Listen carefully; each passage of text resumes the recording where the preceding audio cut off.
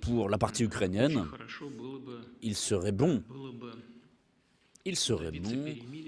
d'obtenir un cessez-le-feu, effectivement, pour 30 jours, et nous sommes d'accord. Mais il y a un point. Un média russe, maintenant.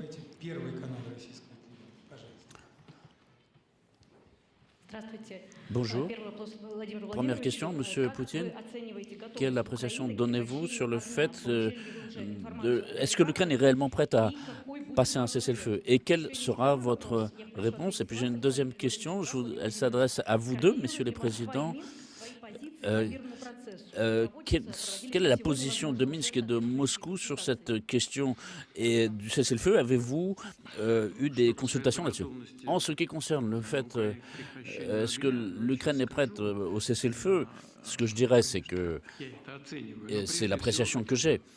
Mais première chose, je tiens à remercier le président des États-Unis, Donald Trump, d'accorder une grande attention et tant d'attention au règlement de la question ukrainienne. Nous avons évidemment suffisamment les uns les autres d'affaires à traiter, d'affaires courantes, mais évidemment les chefs d'État, il y a le Premier ministre indien, il y a le président chinois, il y a le président brésilien, le président sud-africain, qui accordent beaucoup de temps et d'efforts à ces questions. Évidemment, nous leur sommes reconnaissants parce que cette activité est évidemment noble, puisqu'il s'agit ici de mettre fin aux hostilités et de mettre fin aux pertes. Ça, c'est la première chose. Deuxième chose, nous sommes d'accord avec la proposition de mettre fin aux hostilités, mais nous partons du fait qu'un cessez-le-feu doit être tel qu'il puisse amener à une paix à long terme. Et pour cela, il faut éliminer les sources premières, les causes premières de cette guerre. Ensuite, savoir si l'Ukraine est prête à un cessez-le-feu.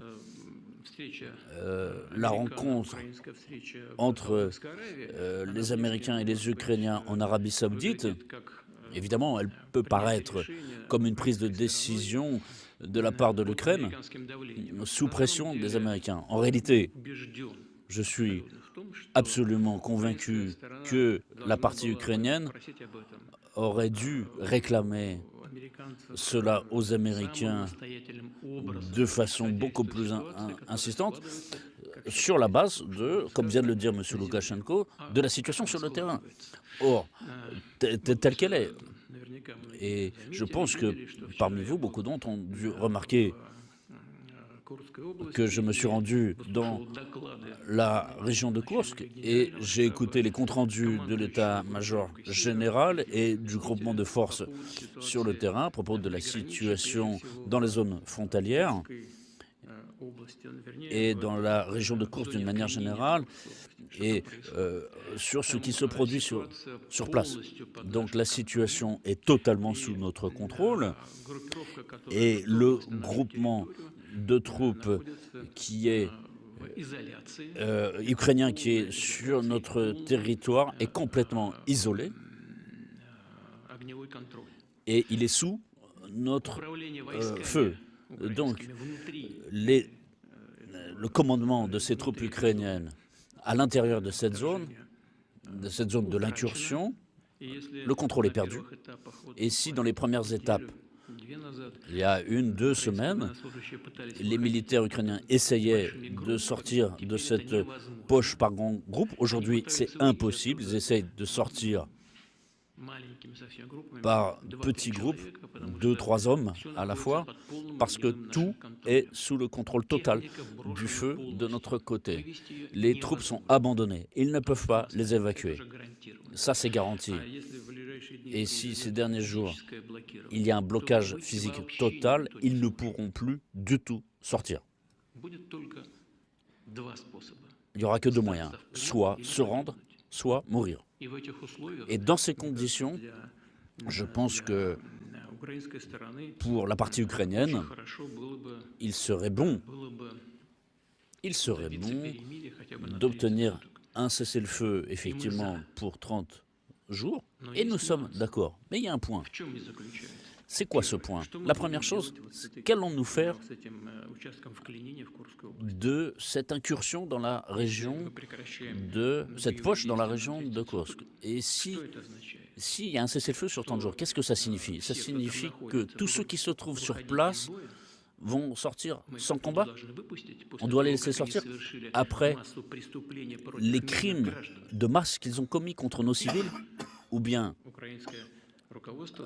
le commandement ukrainien va déposer les armes et simplement se rendre? Alors qu'est-ce qui va se passer? On ne sait pas. Et les autres questions, comment elles vont être résolues? Sur toute la ligne de front. Et ça représente à peu près 2000 km. Et comme vous le savez, les troupes russes avancent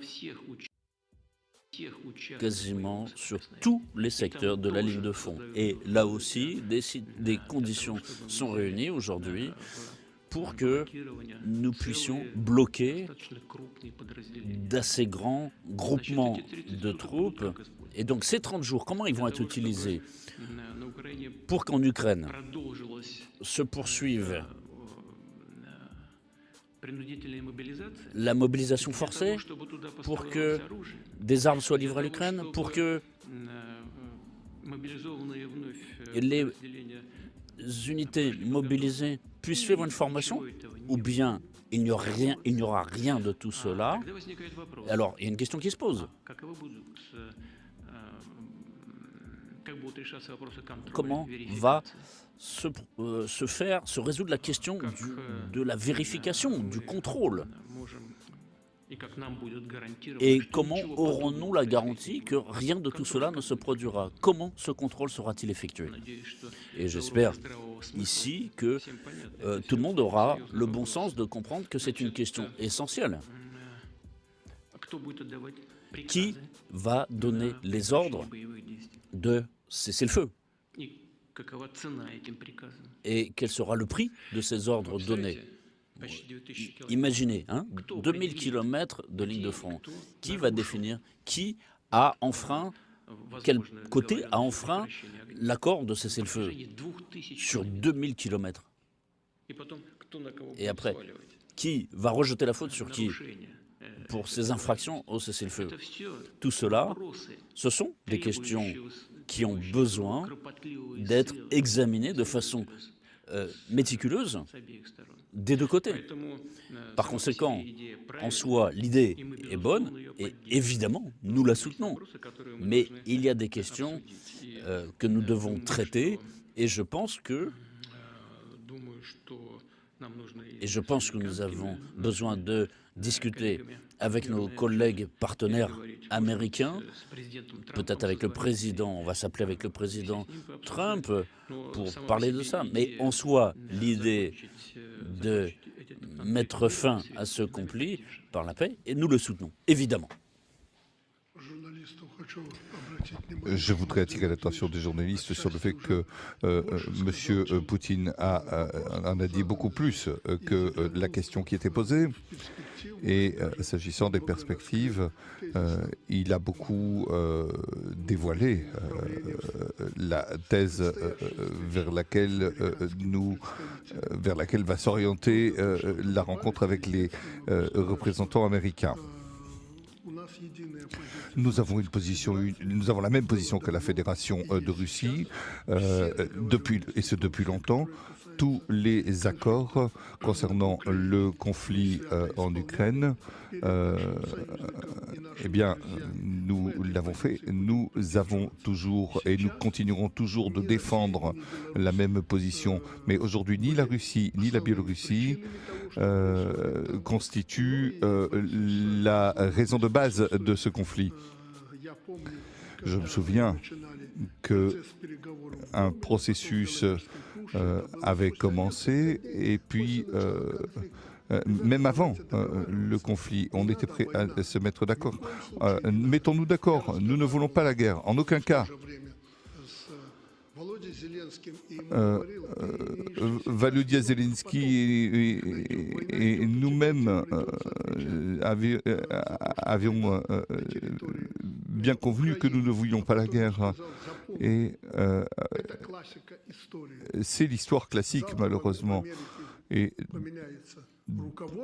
demain, les chefs en Amérique changent et qu'est-ce qui va se passer?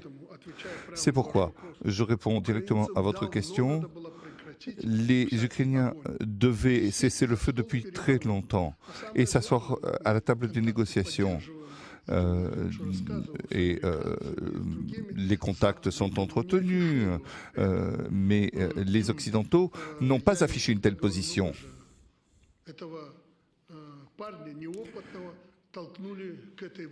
Et bien sûr, on le sait. Donc, tout cela avait commencé depuis longtemps. Ça avait déjà commencé avec Poroshenko. Cela lui avait été demandé. Arrête. On lui avait dit arrête. Et arrête ce qui se passe au Donbass. Non, c'est pas possible. Il y aura des élections et quand nous allons faire les élections, mais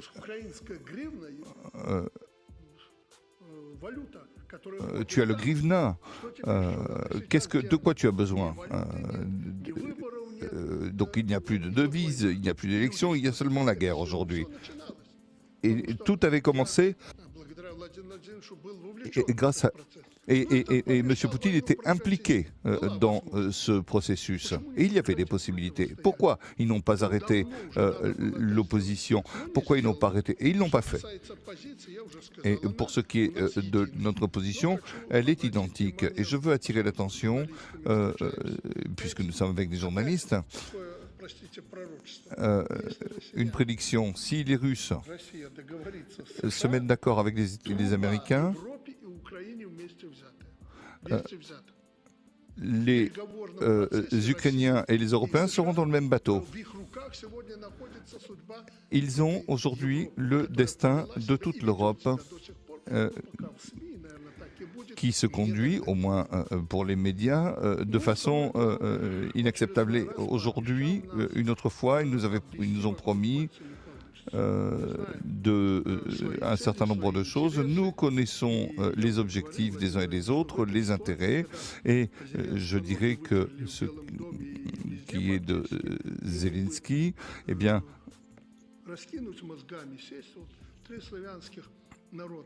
il y a 3 peuples slaves qui ont vécu dans une situation normale et pendant des années. Et aujourd'hui, est-ce qu'il y a les questions aujourd'hui quelles sont les questions qui intéressaient? Est-ce qu'à l'époque, les Américains étaient intéressés par les métaux rares ou quoi que ce soit? Non. Aujourd'hui, comme par hasard, ça les intéresse.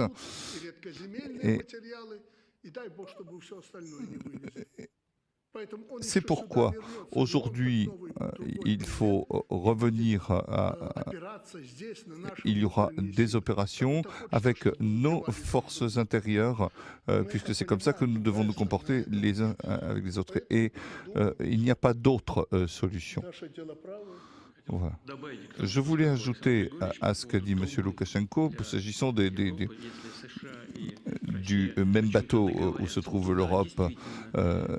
Oui, si les États-Unis et la Russie se mettent d'accord sur la coopération en matière énergétique, les gazoducs pour l'Europe peuvent être garantis et cela sera profitable à tout le monde.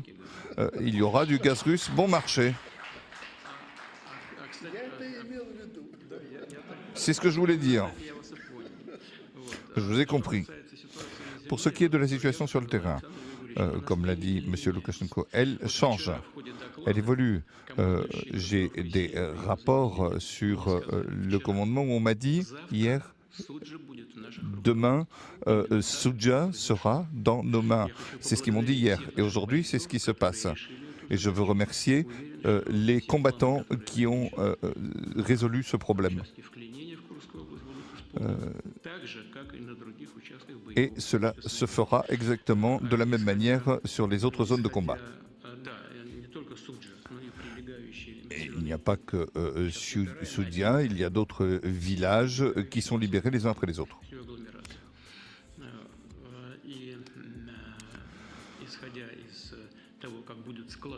pour